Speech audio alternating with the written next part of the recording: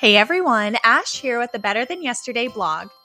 Gift tax is probably the most confusing terminology when it comes to taxes, because in most cases, you don't actually pay gift tax. Wait, what? Yeah, you heard that right. Let me explain. First, let's cover some basics of gift tax. A gift is considered any transfer to an individual, directly or indirectly, where the full value is not received in return. And gift tax applies to any type of property, including money, the use of income from a property, if you sell something at a lesser value, or if you make an interest-free or reduced interest loan. Keep in mind, there are some gifts that are excluded from gift tax, like tuition and medical expenses that you pay for someone, gifts to your spouse, gifts to political organizations for its use, and gifts that don't exceed the annual exclusion for the calendar year. The annual exclusion for gift tax in 2022 is $16,000 per donor and donee. That means that each taxpayer can give $16,000 to each donee without it being subject to gift tax. Don't forget to download the gift tax guide as a quick reference from the Better Than Yesterday website.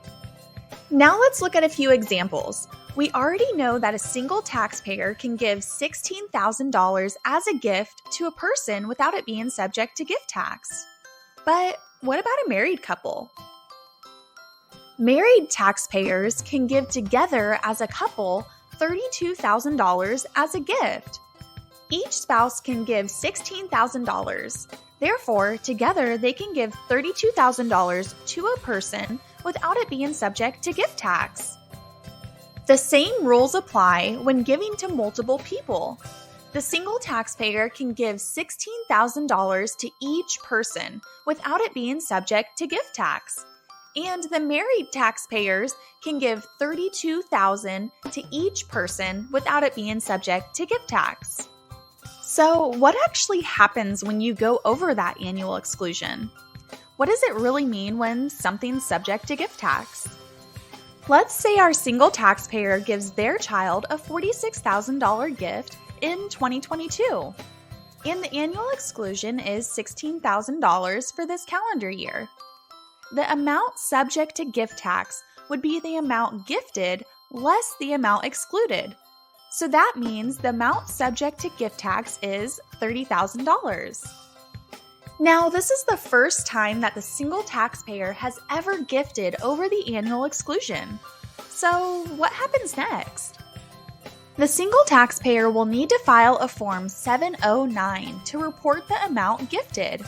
This will allow the IRS to track the amount gifted over the annual exclusion. And instead of the taxpayer actually paying gift tax, it's just going to reduce the taxpayer's lifetime estate tax exclusion. Now, in extreme cases where taxpayers actually give over their lifetime estate tax exemption, then they will really pay a gift tax bill when they file their Form 709. Follow along this tax season for more tax tips.